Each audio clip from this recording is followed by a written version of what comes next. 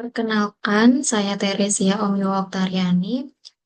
Sekarang saya akan mempresentasikan tesis saya yang berjudul Penyebab Pembelian Impulsif dan Dampaknya pada Penyesalan di Siaran Langsung Perdagangan Elektronik di bawah bimbingan Profesor BM Purwanto.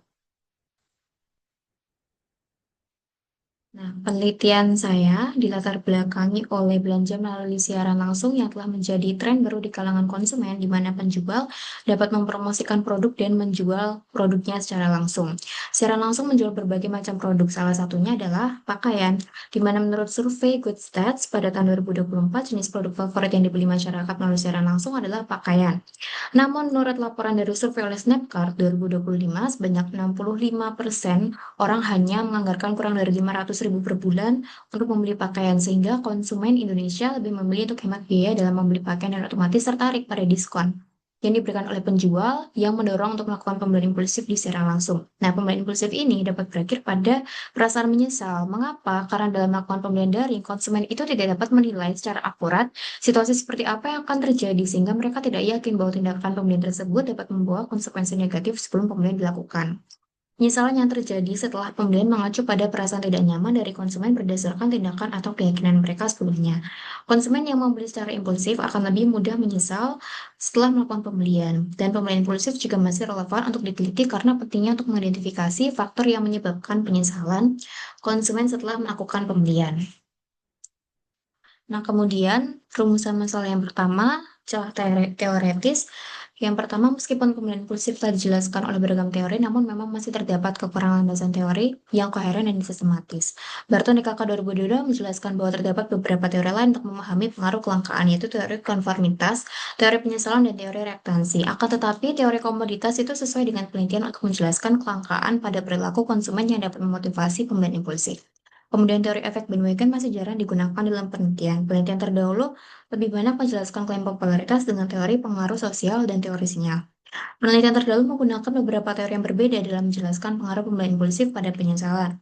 Seperti Barta DKK 2022 dengan teori penyesalan, Barta DKK 2023 dan Kumar dan Taneja dengan teori justifikasi keputusan, kemudian Lubis DKK 2022 dengan teori perilaku terencana.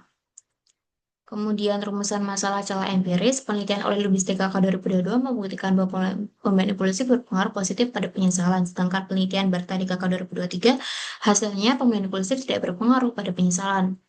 Kemudian penelitian saat ini yang berkaitan dengan belanja secara langsung di perdagangan elektronik itu lebih berfokus pada perilaku konsumen awal seperti pembelian, dan penelitian mengenai konsekuensi dari pembelian impulsif itu masih terbatas. Penelitian terdahulu hanya meneliti dorongan pembelian impulsif dari aspek sebuah aplikasi, dan penelitian selanjutnya perlu mempertimbangkan karakteristik konsumen.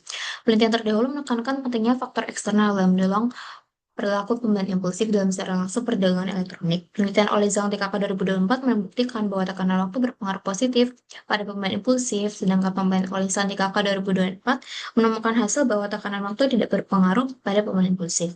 Penelitian saat ini mengenai belanja secara langsung untuk pembelian pakaian juga hanya mengeksplorasi dampak secara langsung terhadap niat pembelian pakaian dari perspektif pembawa acara, strategi pemasaran secara langsung, dan konsumen. Kemudian terdapat 5 pertanyaan penelitian dan 5 tujuan penelitian. Kemudian kontribusi teoritis. Penelitian ini menggunakan teori pembelian impulsif, teori komoditas, dan teori efek bandwagon untuk memahami faktor yang memengaruhi pembelian impulsif. Kemudian penelitian ini menggunakan teori disonansi kognitif untuk memahami terjadinya penyesalan. Kontribusi empiris. Penelitian ini hendak memperluas literatur mengenai faktor yang menyebabkan terjadinya pembelian impulsif di secara langsung perdagangan elektronik. Penelitian ini diharapkan dapat memperluas literatur mengenai dampak yang terjadi ketika konsumen melakukan pembelian impulsif di secara langsung perdagangan elektronik. Penelitian ini diharapkan dapat memberikan wawasan pada perusahaan mengenai faktor yang dapat menyebabkan konsumen membeli impulsif, dan juga bahwa pembelian impulsif ini dapat menyebabkan konsumen merasa menyesal, terutama untuk produk pakaian di secara langsung perdagangan elektronik. Kemudian teori yang digunakan, yang pertama teori pembelian impulsif oleh Stern, bahwa pembelian impulsif itu merupakan pembelian yang tidak terencana yang dilakukan oleh konsumen. Kemudian teori komoditas oleh Brock menyatakan bahwa setiap komoditas akan dihargai selama komoditas ini tidak tersedia atau mengalami kelangkaan. Kemudian teori efek bandwagon, bahwa permintaan terhadap komoditas dapat mengalami peningkatan karena orang lain juga mengkonsumsi komoditas yang sama. Kemudian teori disonansi kognitif menyatakan adanya ketidaksesuaian antara keyakinan dan perilaku seseorang sehingga menciptakan perasaan tidak nyaman. Kemudian pengembangan hipotesis yang pertama, berdasarkan teori pembelian impulsif, dijelaskan bahwa faktor kepribadian itu dapat menstimulasi keputusan untuk membeli impulsif. Salah satu bentuk kepribadian dalam diri konsumen adalah keinovatifan konsumen. Jadi konsumen yang inovatif itu cenderung memilih belanja daring karena mereka bisa mencari tren dan inovasi baru dalam merek dan produk. Di mana penjualan di secara langsung itu dirancang untuk menarik konsumen yang tidak menyadari minatnya terhadap secara langsung, sehingga mendorong konsumen untuk menjelajahi produk baru dalam secara langsung. Konsumen yang punya keterbukaan lebih tinggi terhadap pengalaman cenderung mencari hal baru dalam belanja daring sehingga lebih impulsif dalam pembelian daring. Maka dari itu, hipotesis yang pertama adalah keinovatifan konsumen berpengaruh positif pada pembelian impulsif.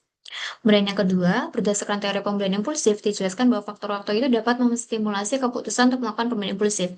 Tekanan waktu itu mempengaruhi kesediaan konsumen untuk membeli tanpa banyak pertimbangan sehingga melakukan pembelian secara langsung. Semakin pendek durasi waktu secara langsung, maka semakin kuat juga tekanan waktunya, sehingga konsumen itu cenderung lebih bergantung pada informasi yang sudah ditampilkan untuk ambil keputusan. Maka dari itu, tekanan waktu ini membuat konsumen tidak dapat mempertimbangkan semua pilihan dengan cermat dan logis, sehingga mengakibatkan pembelian impulsif. Maka dari itu, hipotesis yang kedua yaitu tekanan waktu berpengaruh positif pada pembelian impulsif.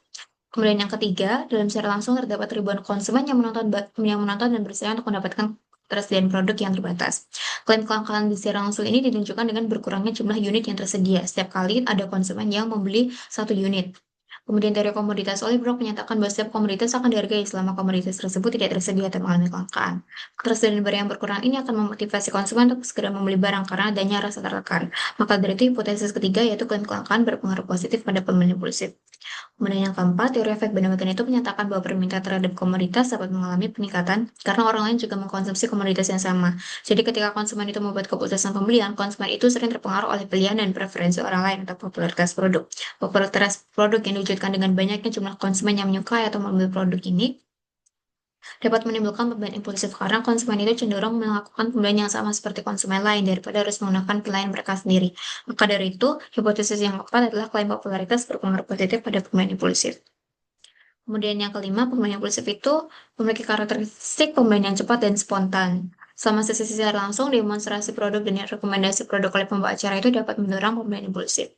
Kemudian teori disonansi kognitif menyatakan adanya ketidaksesuaian antara keyakinan dan perilaku seseorang sehingga menciptakan perasaan tidak nyaman. Jadi ketika konsumen itu memahami bahwa mereka seharusnya mengambil keputusan pembelian yang baik, maka konsumen mengalami perasaan menyesal. Dengan demikian, hipotesis yang kelima adalah pembelian impulsif berpengaruh positif pada penyesalan. Berikut merupakan model penelitian dalam penelitian ini. Kemudian filosofi penelitiannya digunakan yaitu positivisme dengan pendekatan deduktif dan metode kuantitatif. Kemudian definisi operasional dan pengukuran variabel. Yang pertama, keinovatifan konsumen adalah kecenderungan konsumen untuk membeli produk baru dan menerima teknologi baru yang diukur dengan 3 butir pengukuran. Kemudian tekanan waktu adalah perasaan subjektif seseorang tentang keterbatasan waktu yang dirasakan saat proses pengambilan keputusan yang diukur dengan 3 butir pengukuran. Kemudian klaim kelangkaan adalah strategi pemasaran dengan membatasi jumlah produk yang tersedia diukur dengan 3 butir pengukuran. Kemudian klaim popularitas adalah perasaan promosi yang menunjukkan ketertarikan konsumen terhadap suatu produk yang diukur dengan 4 butir pengukuran. Kemudian pembelian impulsif adalah perilaku pembelian yang terjadi secara spontan dan tidak direncanakan yang didorong oleh keinginan sesaat yang diukur oleh 4 butir pengukuran. Kemudian penyesalan adalah konsekuensi atas hasil dari pengambilan keputusan pembelian dalam situasi berisiko dan muncul ketika konsumen merasa yakin bahwa mereka telah mengambil keputusan yang salah meskipun keputusan tersebut tampak benar pada saat dibuat. Kemudian terdapat 4 butir pengukuran.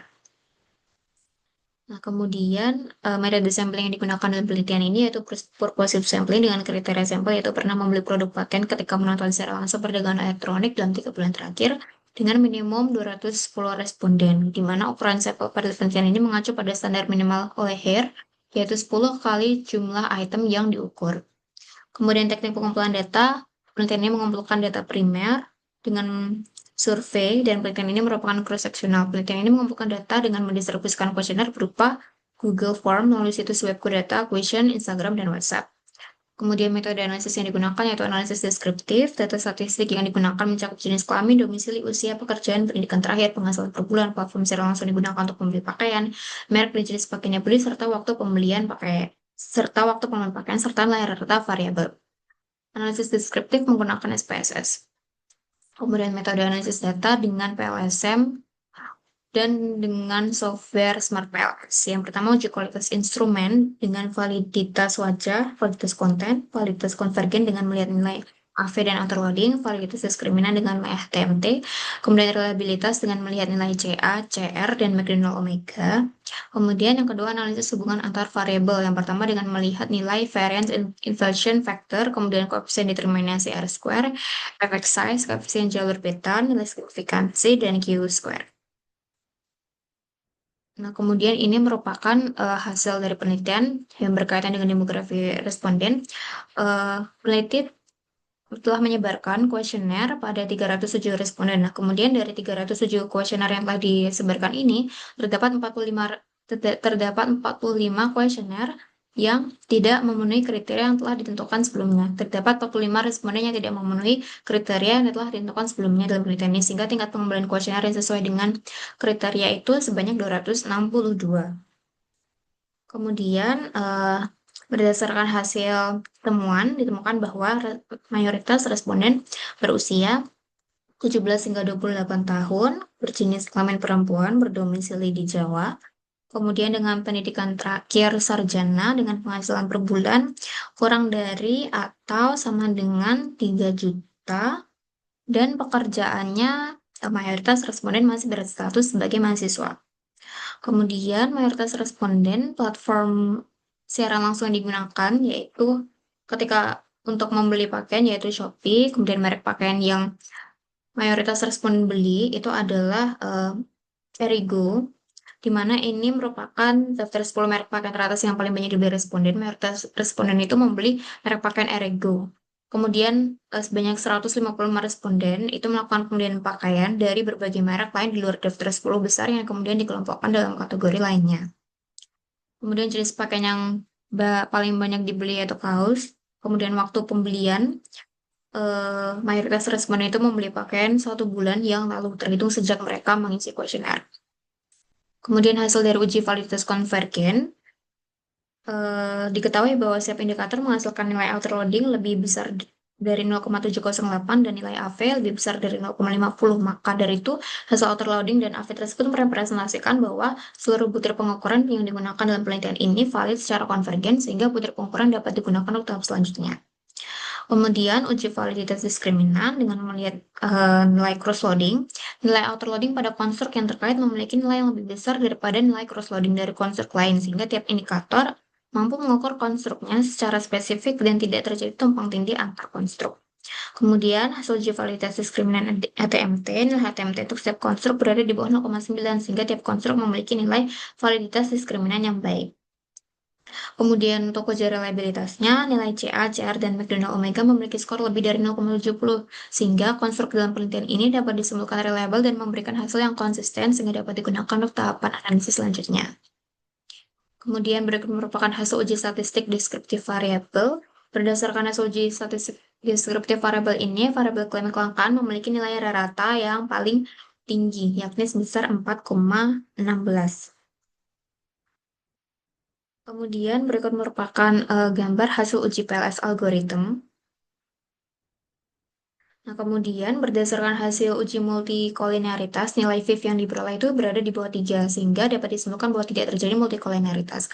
Kemudian berdasarkan hasil uji koefisien determinasi R square, variabel pemilihan impulsif itu dijelaskan sebesar 13,4% oleh keinovatifan konsumen, tekanan waktu, klaim kelangkaan, dan klaim popularitas. Sisanya 86,6% dipengaruhi berbagai faktor di luar faktor-faktor yang diliti dalam model penelitian ini.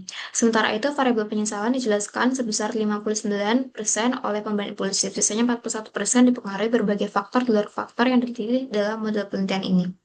Kemudian, uji kekuatan prediksi model Q-square, variabel penyesalan memiliki nilai Q-square sebesar 0,441, menunjukkan bahwa model memiliki kemampuan prediksi yang sedang. Kemudian, variabel impulsif, Q-square-nya sebesar 0,109, sehingga model memiliki kemampuan prediksi yang kecil. Kemudian, berdasarkan hasil uji effect size, F-square, variabel keinovatifan konsumen pada pemilihan impulsif itu menunjukkan adanya pengaruh kecil. Kemudian, variabel tekanan waktu pada variabel pemilihan impulsif menunjukkan adanya pengaruh kecil.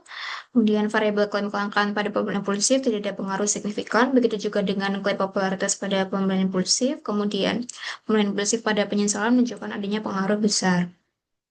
Kemudian berikut merupakan hasil pengujian hipotesis. Dari 5 hipotesis, terdapat 2 hipotesis yang tidak terdukung dan 3 hipotesis yang terdukung.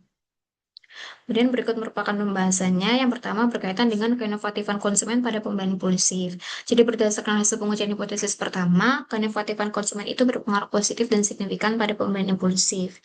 Dan temuan ini sejalan dengan penelitian terdahulu oleh Amir dan Kayum dan Sarwar 2023. Penelitian ini menemukan bahwa konsumen menyukai untuk membeli produk pakaian baru setelah melihatnya ditampilkan di secara langsung. Dan juga menemukan bahwa konsumen menyukai untuk menjadi orang pertama yang membeli pakaian baru di secara langsung sebelum orang lain termasuk teman-temannya. Karena konsumen yang inovatif itu cenderung untuk membeli dan menggunakan produk baru lebih cepat dan lebih sering daripada orang lain. Kemudian temuan ini mengonfirmasi teori pembelian impulsif bahwa faktor kepribadian dapat memotivasi seseorang untuk melakukan pembelian impulsif. Kemudian yang kedua, terkait dengan tekanan waktu pada pembelian impulsif. Jadi berdasarkan hasil pengujian hipotesis kedua itu terdukung. Artinya tekanan waktu berpengaruh positif dan signifikan pada pembelian impulsif. Jadi temuan ini juga sejalan dengan penelitian terdahulu oleh Santikaka 2023 dan Santikaka 2024. Penelitian ini menemukan bahwa dalam secara langsung penawaran khusus untuk produk pakaian tersedia dalam waktu yang singkat. Kemudian kesempatan untuk membeli pakaian di secara langsung juga sangat singkat. Dalam secara langsung, waktu yang tersedia lebih sedikit daripada waktu yang biasanya diperlukan konsumen untuk membuat keputusan pembelian, sehingga adanya tekanan waktu di secara langsung dapat mengakibatkan pembelian pakaian yang tidak direncanakan. Kemudian temuan ini mengonfirmasi teori pembelian impulsif bahwa faktor waktu itu dapat memotivasi konsumen untuk melakukan pembelian impulsif karena ketika konsumen tidak mengeluarkan banyak waktu selama proses pembelian, maka besar kemungkinan konsumen untuk melakukan pembelian impulsif.